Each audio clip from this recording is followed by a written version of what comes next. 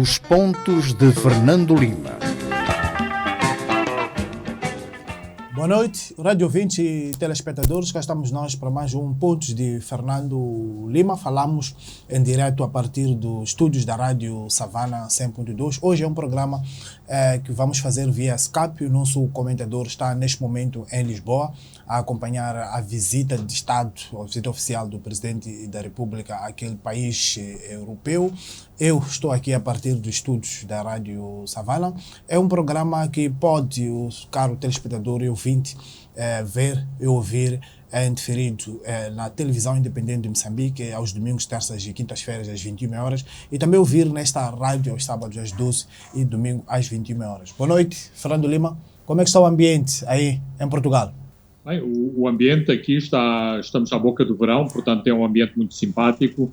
As pessoas têm muito pouca roupa, exatamente porque a temperatura é muito simpática, e também o próprio ambiente que tem rodeado esta viagem é um ambiente muito simpático, uma vez que quer Portugal, quer Moçambique atravessam um bom momento nas suas relações.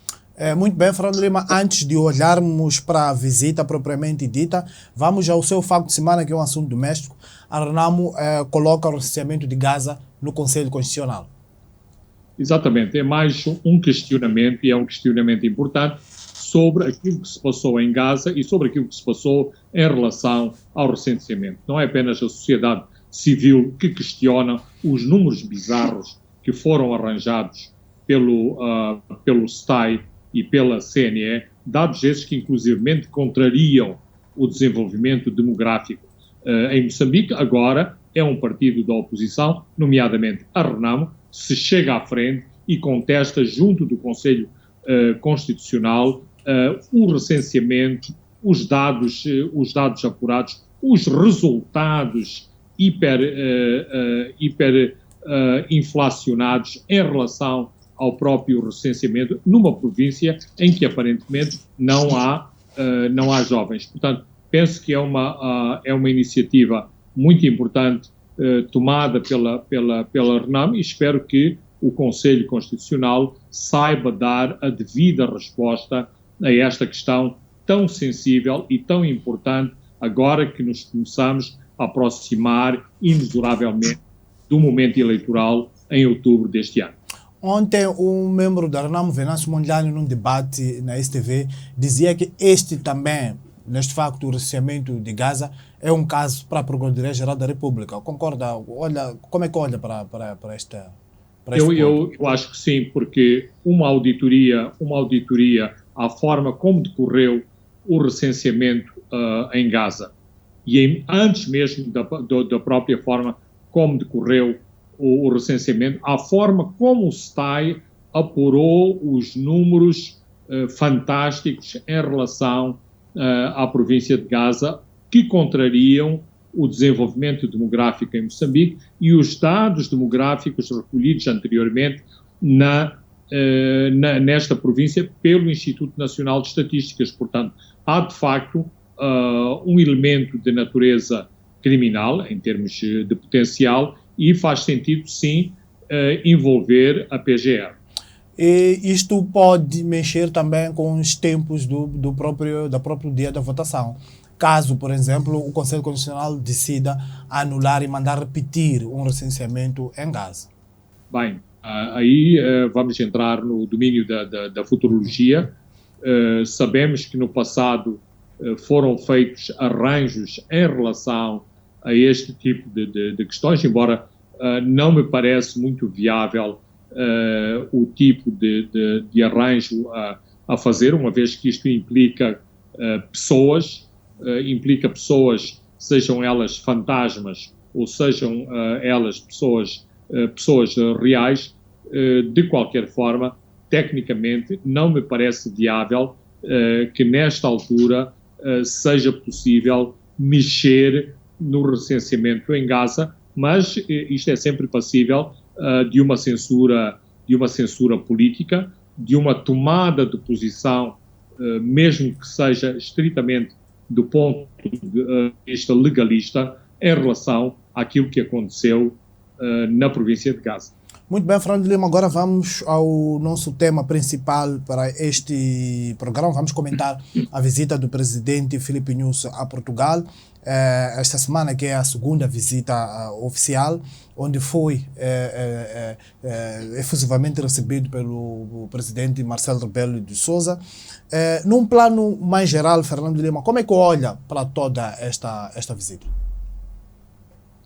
Bem, a parte emocional e a parte dos afetos, não houve nenhuma surpresa. Ou seja, é líquido que há um bom relacionamento entre Filipe Nyusi e Marcelo Rebelo de Sousa. É líquido que se falam com regularidade ao telefone, inclusivamente sobre os assuntos mais triviais, como seja, por exemplo, o futebol, e portanto, o contrário a que seria de admirar. A mesma coisa se passa em relação ao primeiro-ministro António Costa, que tem raízes moçambicanas, e, portanto, também aí seria de admirar se esta empatia que existe com o governo e com a presidência portuguesa, isto não acontecesse e não contribuísse para reforçar estes laços entre os dois países. Embora as feridas do tempo colonial permaneçam sempre e vão permanecer por muito tempo, me parece que os dois países têm dado passos muito importantes para ultrapassar todo um passado de muitas recriminações, de muito sofrimento, nomeadamente por parte dos moçambicanos, uma vez que viveram uma longa noite colonial. Do ponto de vista comercial, económico, da interação com o tecido empresarial português, porque é isto um dos aspectos que é enfatizado com grande frequência pelo presidente Nyusi. Também me parece que os resultados alcançados são importantes. A cooperação portuguesa, as instituições governamentais moçambicanas estão satisfeitas com o conteúdo dos 3 acordos que foram rubricados ontem no término da 4ª cimeira governamental entre os dois países. Sabemos que Portugal, não obstante ter dado a volta à crise, não tem recursos como outros países ricos da Europa, mas é preciso lembrar que Moçambique está sob o efeito das sanções dos parceiros ocidentais decorrentes da questão das dívidas ocultas, e Portugal, de algum modo, passa ao lado desse mesmo sancionamento, atribuindo mais fundos de cooperação para Moçambique, nomeadamente uma linha de crédito concessional muito importante para ser usada por Moçambique, por instituições moçambicanas, mas também por empresas portuguesas. E outro fundo que, do ponto de vista material, não é tão significativo. Neste momento, este fundo tem cerca de 2 milhões de euros recolhidos, mas do ponto de vista simbólico, do ponto de vista político, é extremamente importante. Ou seja, um fundo específico para apoiar a reconstrução pós-Idai, pós-Kenneth. Portanto, isto significa prosseguir na senda da solidariedade para com Moçambique. E isto foi muito enfatizado por Filipe Nyusi aqui em Portugal. Isto em quase todas as intervenções, as questões do IDAI e do Kennedy. Penso que o Presidente, de algum modo, traduz este sentimento, sobretudo este sentimento muito vivido na Beira, na zona de Sofala, como os diversos intervenientes portugueses nesta região prestaram apoio aos moçambicanos. E, portanto, parece-me que não é apenas um movimento de natureza protocolar, de natureza diplomática, mas que reflete muito de genuíno este agradecimento para com Portugal, mais uma vez, um país pequeno, um país com poucos recursos, mas que mobilizou meios aéreos importantes para trazer ajuda de emergência a Moçambique, quando o bem mais importante que era necessário para acudir às vítimas eram alimentos e eram questões muito estratégicas, como, por exemplo, seja água purificada, medicamentos, vacinas, portanto, assistência de emergência. Até que ponto, Fernando Lima, não sei se isto foi alvo de algum debate ou talvez de algumas conversas de corredores, até que ponto Moçambique pode usar esta visita usando Portugal como uma plataforma, como uma placa giratória para penetrar em outros mercados? É verdade, Moçambique agora, estou a falar em relação a questões das dívidas ocultas, em que Moçambique não está muito bem nos mercados. Usar esta boa aproximação que tem para Portugal para o apoiar a penetrar em outros mercados e ajudar a trazer estes parceiros de cooperação que cortaram seu apoio por causa das dívidas ocultas. Bem, eu acabei de colocar essa questão há alguns momentos ao presidente Nyusi e ele acha que exatamente Portugal pode dar um apoio muito, muito importante.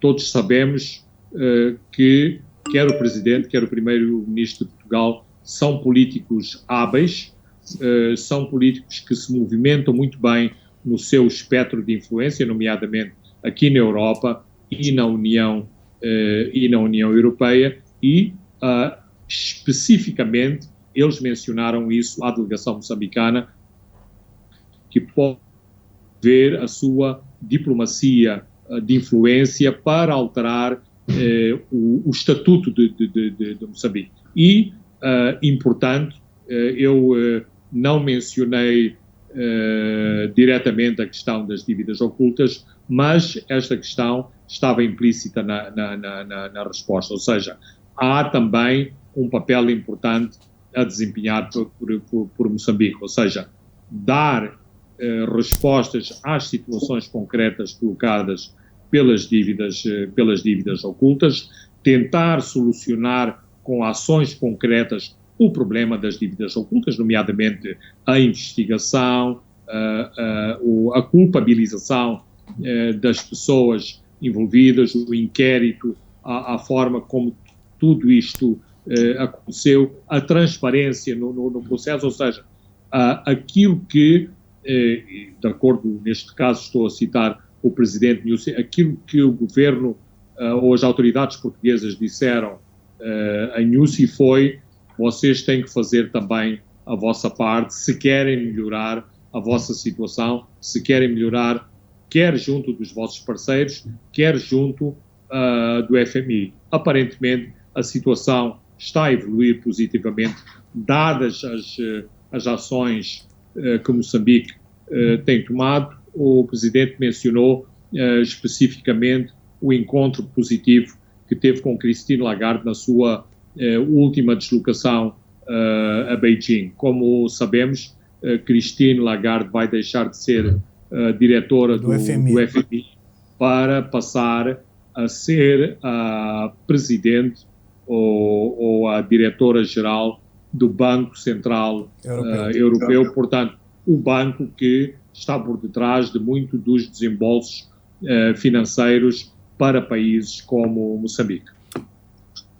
E como é que foi abordado o assunto Américo Sebastião? Como é que Moçambique se posicionou em relação a esta questão? Parece que a saída de Maputo para Lisboa era um dos pontos que era visto que pudesse embaraçar a visita de Filipe Nyusi a Portugal. Claramente, e digamos que o governo antecipou esta questão, ou seja, depois de muitos rodeios, depois de muito mutismo, depois de muito virar de costas, acho que o governo de Moçambique tomou a posição correta. Então, antes da delegação partir de Moçambique, em data que não posso precisar exatamente, o Presidente da República recebeu a senhora Salomé Sebastião e o seu filho, que trabalha que trabalha em Moçambique, na propriedade da família na zona de Sofala, em Maríngua, e recebeu a senhora, acompanhado pelo Ministro do Interior, pelo Ministro da Justiça, e prometeu tudo fazer para esclarecer o assunto. Ora, isto vale o que vale, mas é um posicionamento que me parece muito mais proativo e muito mais positivo do que encolher os ombros, do que sucessivamente a Procuradoria de Sofala arquivar o caso, porque não há elementos para prosseguir no campo das investigações. Portanto, vamos dizer que, do ponto de vista político e do ponto de vista emocional, Moçambique esteve bem ao tomar esta iniciativa, e a senhora Salomé Sebastião, digamos, fez a sua parte. Qual foi o papel da senhora? Foi exatamente desaparecer da comunicação social, pelo menos enquanto decorreu esta visita. Sabemos que os vários órgãos de soberania mantêm contacto com a esposa de Américo Sebastião. Aliás, o presidente da Assembleia da República mencionou isto à delegação de Moçambique, mas isto deixou de ser um pendente, deixou de ser um caso, e, inclusivamente, o presidente parece-me ter andado bem quando foi confrontado pela imprensa portuguesa sobre este assunto. Ou seja, mais uma vez, a resposta vale o que vale. Vamos prosseguir, também queremos clarificar, queremos saber o que se passou, mas é diferente do que atirar para o nem sim nem não, e as autoridades fecharem-se em copas sobre o assunto, como se isto fosse um grande embaraço para as autoridades de Moçambique. O presidente levava 70 empresários para Portugal, numa missão também econômica, mas gostava de que Fernando Lima comentasse como é que foi encarado o pronunciamento do presidente Nyusi de que é preciso fazer a diferença entre empresário e lobista e não confundir os papéis. Bem, esse comentário provocou reações muito díspares. Reações de compreensão, reações de apoio e reações também claramente de desconforto e de desacordo, de aberto desacordo. Não, claro que este desacordo não foi expresso de viva voz ao presidente, mas muitos empresários não gostaram destes comentários, porque acham que isto é um destratamento por quem está a tentar fazer coisas por Moçambique, é um destratamento no momento em que o tecido empresarial moçambicano enfrenta graves dificuldades decorrentes não só das dívidas ocultas, mas o empresariado da Zona Centro tem maiores dificuldades dados os efeitos do ciclone Idai, e também porque as palavras de Nyusi, que não são novas, não são originais, não foram totalmente bem entendidas. Ou seja, o presidente, inclusive, fez questão de explicar que não está contra os lobistas. A atividade do lobby tem a sua legitimidade, há trabalho a prestar pelos lobistas, não se devem misturar os papéis. E sejamos francos, nós sabemos e conhecemos de toda uma fauna que ao longo dos anos se vem alimentando exatamente das suas afinidades com o partido no poder, com os órgãos de poder, com quem está no poder, nomeadamente os presidentes, e depois, quando esprememos de atividade empresarial, estas pessoas desenvolvem muito pouco. Ora, quer-me parecer que também, embora seja legal ir comprar frangos à África do Sul para os vender em Palma, isto não é propriamente uma grande atividade empresarial, isto é mais uma atividade do fórum comercial. E é muito isto que os chamados empresários moçambicanos gostam de fazer, ou seja, vão à Índia, compram medicamentos e trazem os medicamentos para o Ministério da Saúde. Ora, aquilo que devia acontecer é que houvesse moçambicanos que fizessem fábrica de paracetamol, fábrica de soro, fábrica de ligaduras, de camas, de equipamento cirúrgico em Moçambique, nem que fosse com patente da Johnson & Johnson ou de outras marcas. Isso é ser empresário. Agora, ir à China, ir à Índia, trazer os lotes e depois, com o lobby, com o Ministério da Saúde, inflacionar os preços e chamar-se a si próprio de empresário, bem, parece-me que há aqui um problema sobre se estas pessoas são, de facto, empresários ou ganham a vida exatamente a conseguirem bons lobbies para conseguirem fazer os seus negócios graças às suas ligações de natureza partidária, e acho que o Presidente aí foi tiro na mousse. Mas, repito, esta declaração não foi consensual. Muitas pessoas na delegação empresarial sentiram-se muito incomodadas e disseram que isto, mais uma vez, demonstra que o Presidente não acarinha o empresariado moçambicano. Isto soma-se também às próprias reticências que quer o Presidente, quer o Governo têm em relação àquilo que para muitos é a definição de conteúdo local. Porque para muitos conteúdo local não é a participação dos moçambicanos em projetos de desenvolvimento, mas é exatamente o conceito de as empresas de Moçambique, os empresários de Moçambique, serem levados ao colo nestes projetos. Fernando Lima, como é habitual também, o Presidente reuniu-se com a comunidade moçambicana em cada visita que faz, visitas oficiais em vários países, reúne-se com a comunidade moçambicana, e Portugal também isto aconteceu. Dois pontos que gostava aqui de colocar. A comunidade moçambicana pediu um voo direto da companhia de bandeira para Portugal e também perguntou ao Presidente como é que a diáspora pode tirar vantagens dos projetos de óleo e gás em Moçambique. Bem, eu acho que eu tenho um sentimento muito crítico deste encontro.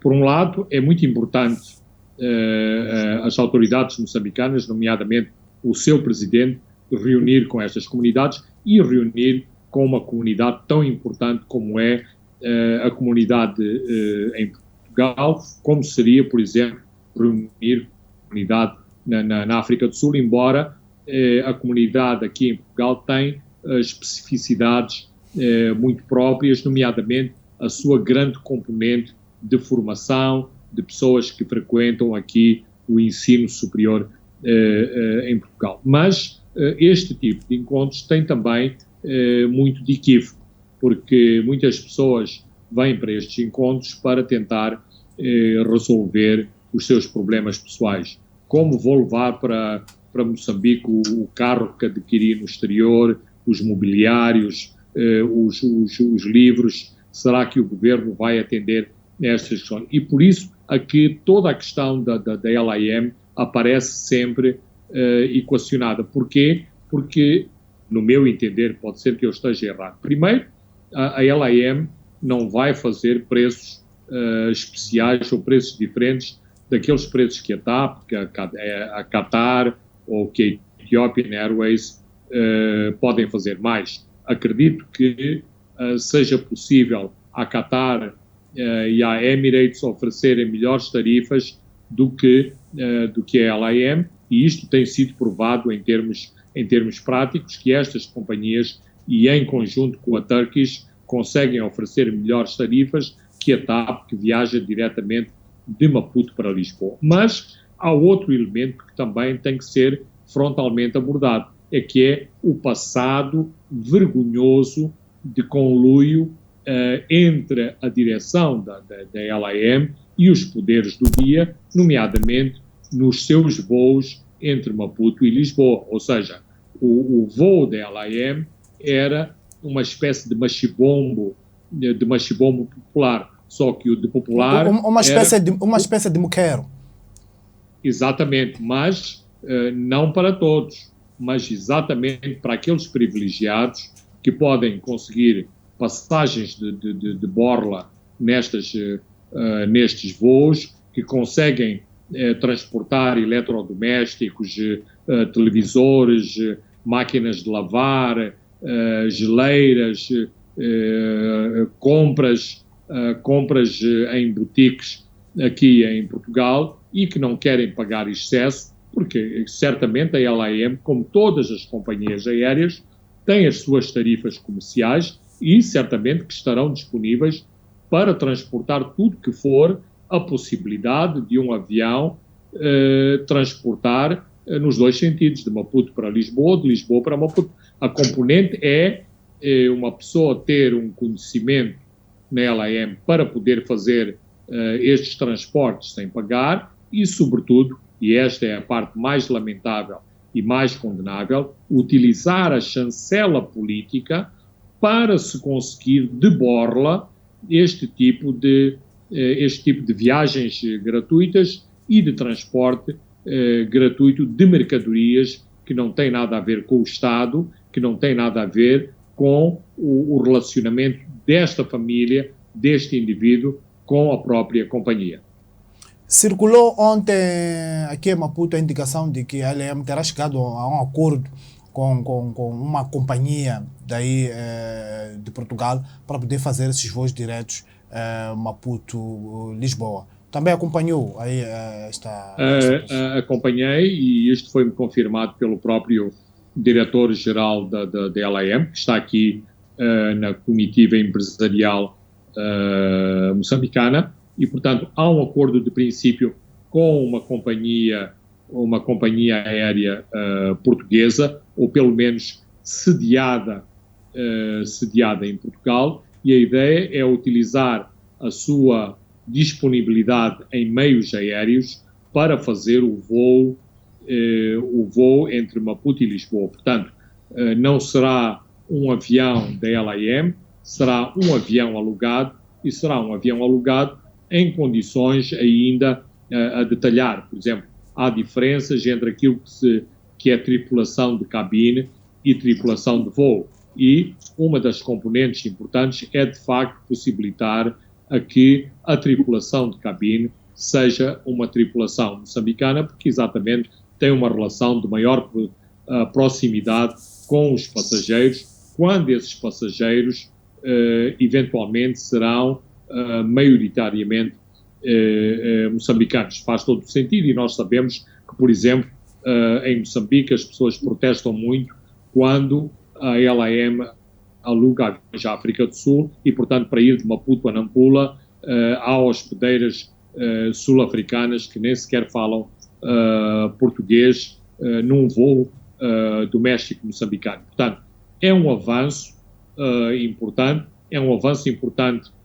que demonstra que há iniciativa empresarial na LAM, mas será feito com estes condicionalismos. Esta opção também já foi enunciada no passado e exatamente depois foi abortada porque os termos económicos, os termos comerciais deste tipo de voos revelaram-se pouco rentáveis, e esses voos acabaram por ser cancelados. Mas se esta parceria for o primeiro voo vai acontecer na segunda quinzena de março de 2020. Terminada a visita oficial, o presidente entra numa já visita privada. Sabemos que vai para Viseu visitar a Visaber. É uma das componentes desta parte privada da sua visita. Na noite de quinta-feira, Filipe Nyusi fez o banquete de retribuição ao presidente Marcelo Rebelo de Sousa e isto deu por terminada a visita oficial. Depois aquilo que segue é do foro privado até que parta segunda-feira para a Itália para uma visita de 3 dias à Itália. Segundo me explicaram, não faria sentido o presidente regressar a Maputo e depois voltar a viajar de Maputo para a Itália. Então, vai aqui fazer uma visita privada, nomeadamente ao grupo Visabeira, que tem uma grande implantação a Moçambique e vai continuar a interagir com diferentes grupos privados de empresas portuguesas que já estão a operar em Moçambique ou que têm intenções de fazer novos investimentos em Moçambique. Segunda-feira, como havia referido, parte para a Itália. Lá não há tantos abraços e beijinhos do Sr. Marcelo Rebelo de Sousa. Não, apesar dos italianos serem considerados também muito emocionais, muito afetivos, neste momento a família política que governa a Itália não é das proximidades do Partido Frelimo, portanto presume-se que haverá muito mais formalismo nesta delegação, nesta deslocação à Itália, ao contrário daquilo que aconteceu aqui em Portugal, e várias vezes Filipe Nyusi disse que estava como se estivesse em sua própria casa. Vamos fechar este tema de visita a Portugal. Que outras notas Fernando Lima gostava de pontuar nesta visita? Bem, penso que fizemos uma longa abordagem a esta visita. Eu só queria enfatizar de novo a importância estratégica que esta visita tem. Portugal é um país pequeno, não tem uma grande expressão no contexto internacional, mas tem empresas dimensionadas à medida dos desafios de Moçambique, e isso é importante para o desenvolvimento de Moçambique, e, por outro lado, a importância aqui vou utilizar a palavra lobby, do lobby político que as autoridades portuguesas podem desenvolver noutros fóruns internacionais a favor de Moçambique. É importante referir, ainda do ponto de vista empresarial, que, decorrente da crise em Moçambique, muitas empresas portuguesas aceitaram continuar a trabalhar, aceitaram continuar as suas empreitadas em grandes obras, mesmo não recebendo os pagamentos a tempo e horas, mesmo tendo que recorrer à banca, endividando-se junto da banca para continuar as suas obras em Moçambique. Ora, isto é meritório e, num momento de aflição, um momento porque Moçambique passou e continua ainda a passar, isto também é importante realçar. Muito bem, Fernando Lima, vamos a um brevíssimo intervalo e voltamos já. Pontos de Fernando Lima. Boa noite, Rádio 20 telespectadores. Estamos de volta à segunda e à última parte dos pontos de Fernando Lima.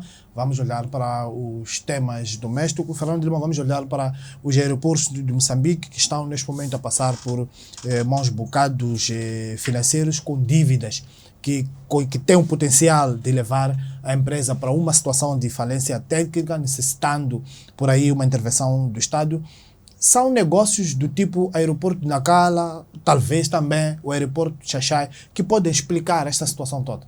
Bem, eu penso que a situação da empresa Aeroportos de Moçambique e, de uma maneira geral, todas as empresas todas públicas as empresas têm que ser olhada do ponto de vista operacional, portanto, da sua operação do dia a dia, se esta operação é rentável, se esta operação é equilibrada do ponto de vista comercial, do ponto de vista financeiro, e muitas vezes isso acontece.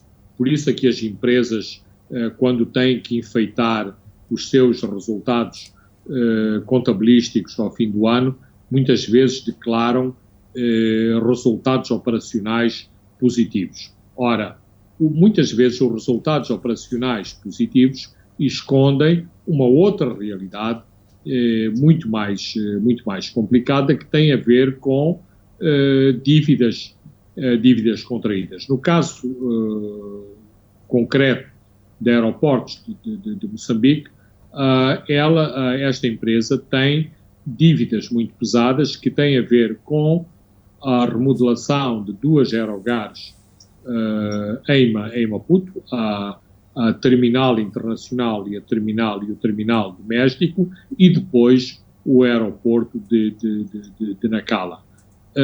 Também deve ser dito que não foi decisão da empresa Aeroportos de Moçambique avançar para dois terminais em Maputo e avançar para o novo aeroporto de Nacala. Isto foram decisões em primeira mão de natureza política, e depois os poderes políticos do dia incorporaram este compromisso governamental neste caso, repassaram estas dívidas para as contas do aeroporto de Moçambique. Exatamente. Ora, isto aqui está a complicar a vida a esta empresa. E, por exemplo, eu vi que foi enfatizado esta questão da dívida ao nosso banco. Ora, a dívida ao nosso banco deve ser vista de um outro prisma.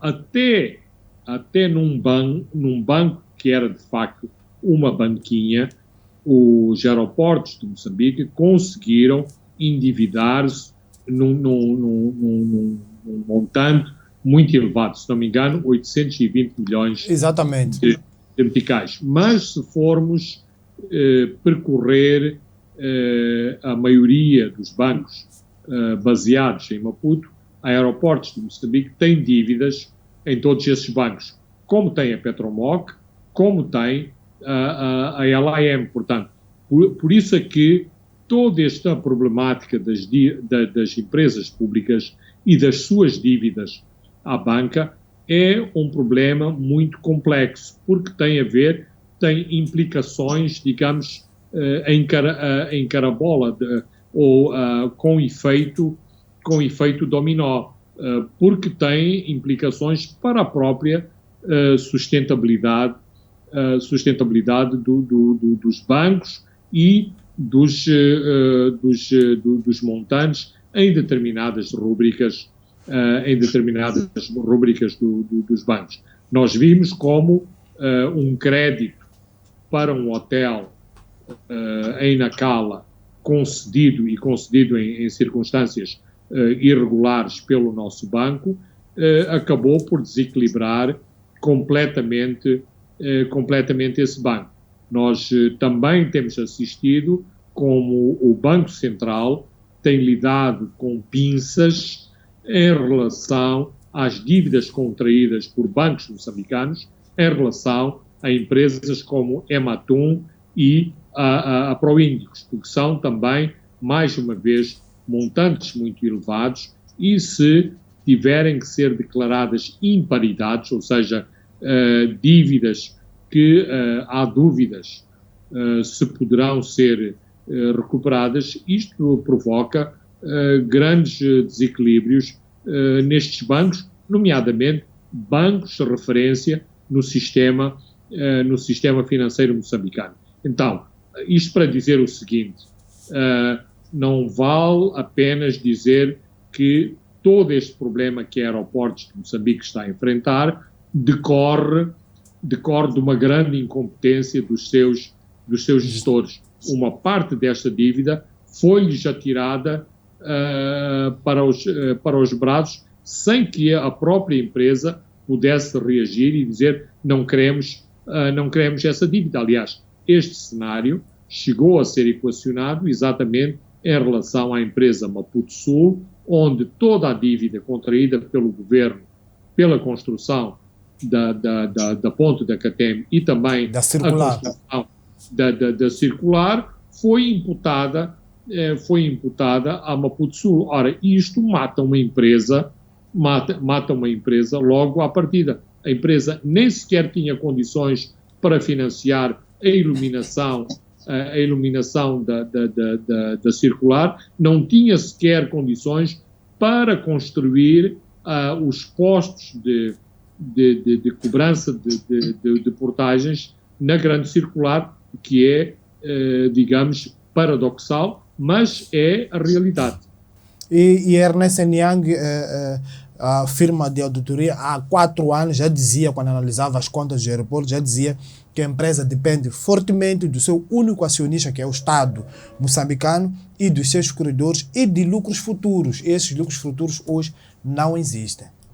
Quer dizer, depois, se entrarmos no modelo de negócio, há questões muito controversas no modelo de negócio, ou seja, algumas das receitas da Aeroportos de Moçambique são artificialmente criadas. Por exemplo, há determinadas taxas que são cobradas a empresas e mesmo a indivíduos que deveriam ser incorporadas, por exemplo, nos utilizadores do próprio aeroporto, que são maioritariamente as companhias aéreas. Ora, neste modelo de negócio, arranjou-se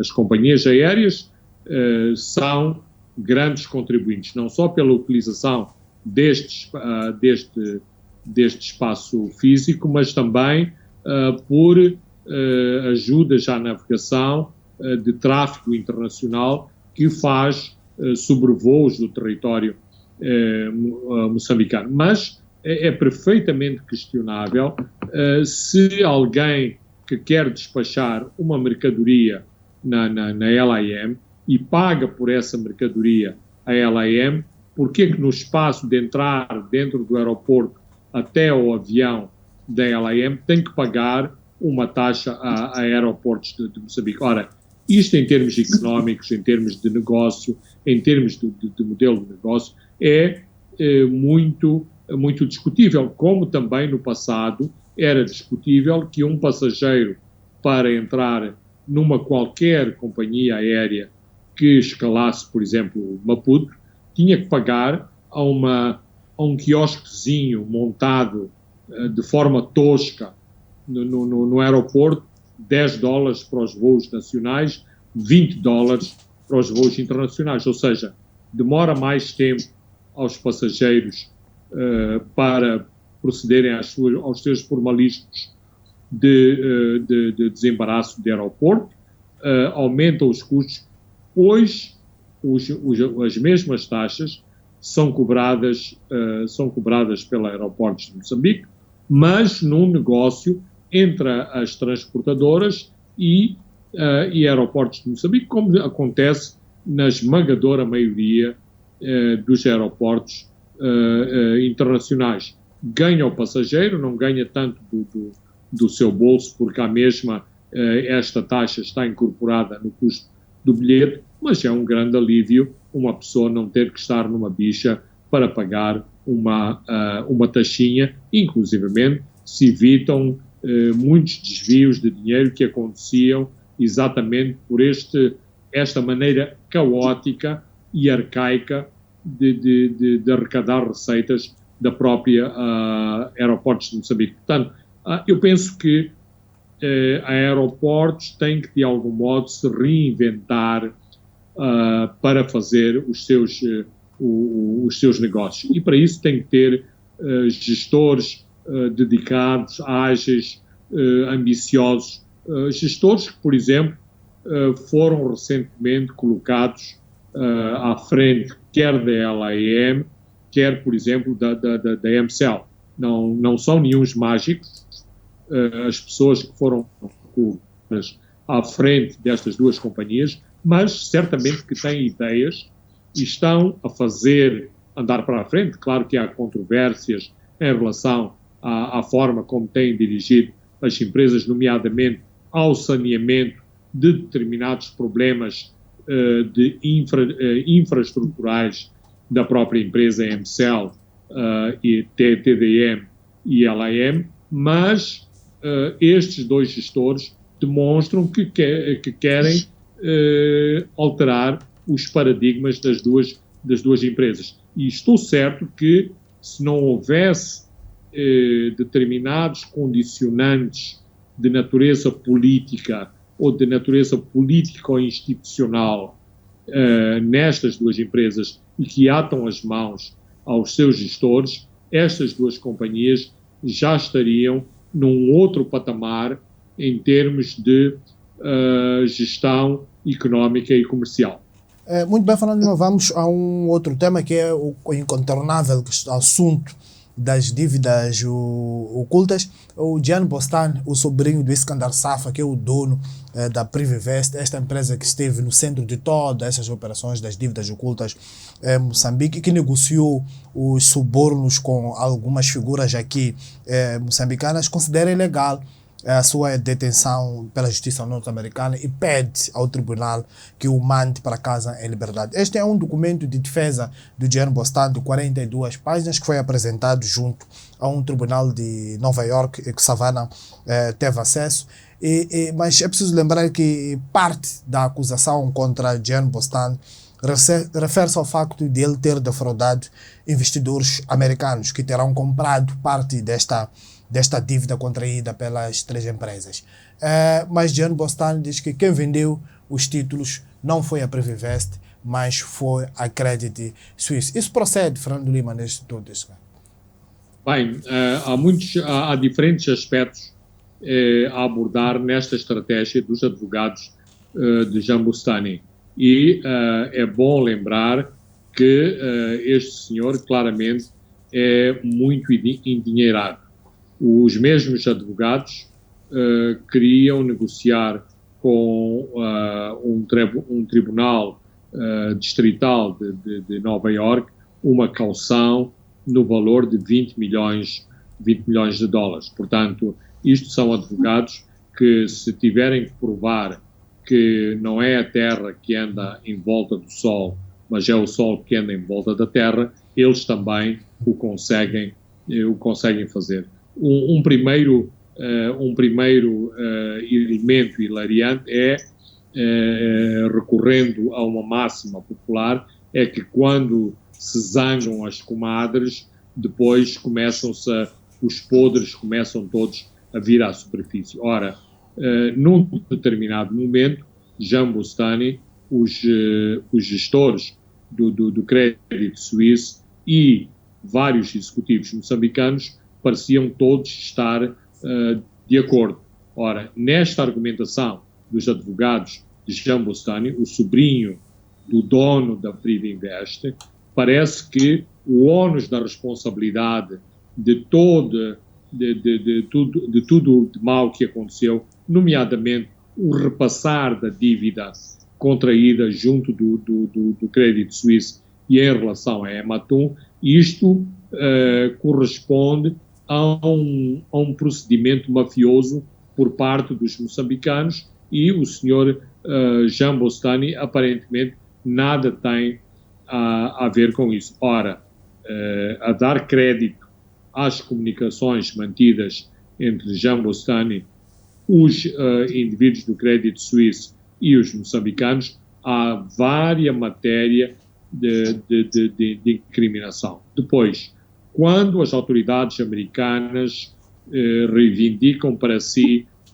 a ação judicial porque uma parte dos crimes decorreram em solo americano, isto tem a ver com as transações eletrónicas em dólares. Ou seja, os Estados Unidos reivindica para si e para a sua zona de influência tudo o que são transações que passaram por intermediação bancária, financeira, em território americano. Ora, isto também me parece incontornável. Portanto, claro que é importante argumentar, claro que é importante. O senhor Bustani já está há mais de 6 meses em prisão preventiva para um julgamento que só vai ocorrer em outubro. E, portanto, é normal que os advogados apresentem a sua contestação, mas não me parece uma defesa substancial de fundo e suficientemente forte para impressionar favoravelmente o juiz que presida o caso em Nova Iorque. Muito bem, vamos para um outro tema. Isto tem a ver com as telecomunicações aqui em Moçambique. Uma nota da Autoridade de Regulação de Comunicações, que é a ARECOM, dizia que as Forças de Defesa e Segurança Forças de Defesa e Segurança e também cidadãos alertaram sobre a circulação de cartões de telemóveis não registrados, e isto levou ao regulador a dar 10 dias às operadoras para bloquearem os aparelhos nesta situação, que tem um cartão SIM não registrado. Acha que o regulador tem falhado na sua função, porque aqui quando dizem Força de Defesa e Segurança está lá metido o CISI, estão a extravasar também as suas competências?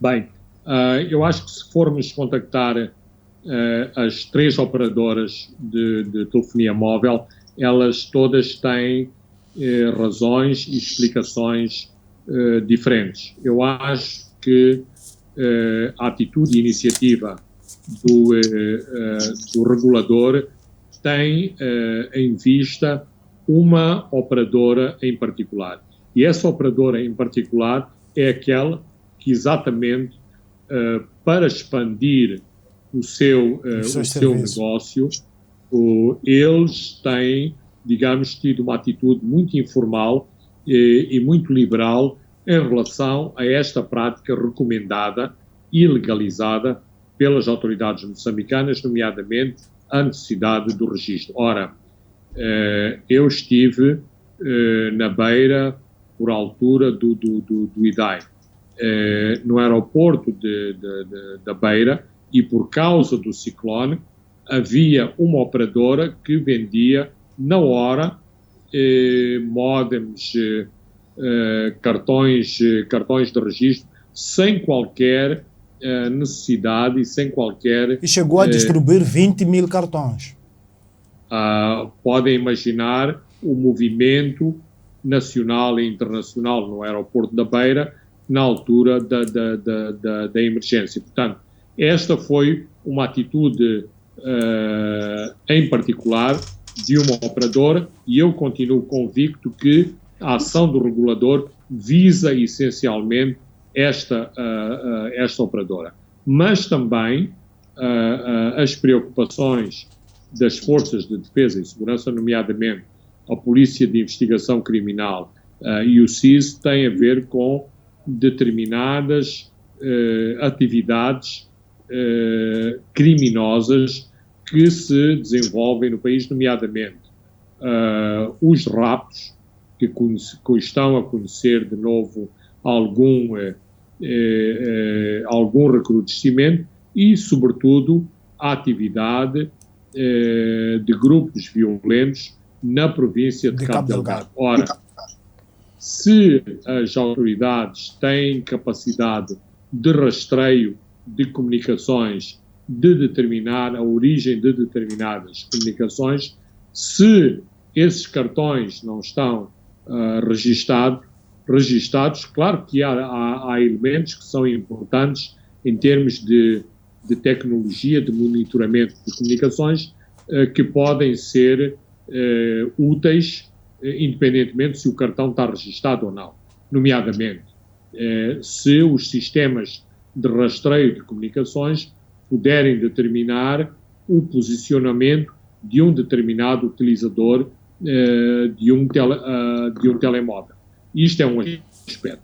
Mas um segundo aspecto, e isto ajuda muito, é exatamente se o cartão está registado, é muito mais fácil de seguir a sua utilização indevida, nomeadamente para a exigência de resgates, para outro tipo de atividades, de ameaças, de extorsões, que são crimes que cada vez sucedem mais em Moçambique. Claro que não vamos achar que os criminosos são pessoas ingênuas que não conhecem estes mecanismos, mas compete às autoridades fazer esse trabalho. A vida mais difícil para quem desenvolve ilícitos a partir da utilização de telemóveis. Vamos fechar, Fernando Lima, 1 minuto apenas. Vai decorrer em Maputo, próxima quarta-feira, a conferência organizada pela Lusa, em parceria com o Semanário Savana, que completa 25 anos, sobre as chamadas fake news. Fernando Lima, na qualidade de PCA da Média Group, será o orador. Acha que esta iniciativa vai encontrar caminhos para lidar com este fenômeno que está cada vez mais a crescer a olhos vistos? Bem, eu penso que é um tema muito atual, muito importante e que diz respeito a vários atores na sociedade moçambicana. Para já, aqueles que têm a responsabilidade de difundir notícias, que têm a responsabilidade de tratar notícias, e também os próprios consumidores. Portanto, a ideia não é reprimir ou exercer repressão sobre as redes sociais, sobre os utilizadores das redes sociais, mas é para levantar problemáticas extremamente importantes sobre notícias falsas, sobre a utilização de notícias falsas e sobre os impactos sociais que essas mesmas notícias têm, nomeadamente na sociedade moçambicana. Muito bem, Fernando Lima, obrigado e boa estadia aí em Portugal. Chegamos ao fim de mais um programa onde comentamos com alguma profundidade a visita do presidente Filipe Nyusi a Portugal. Olhamos também para o caso dos aeroportos de Moçambique e também das dívidas ocultas, e fechamos com um debate que vai acontecer na próxima quarta-feira sobre as chamadas fake news, organizada pela Agência Portuguesa de Notícias, Agência Lusa, em parceria com o Semanário Savana, que completa 25 anos. Eu sou Francisco Carmona, André dos Santos se encarregou da parte técnica. Boa noite, até de hoje a 7 dias. Pontos de Fernando Lima.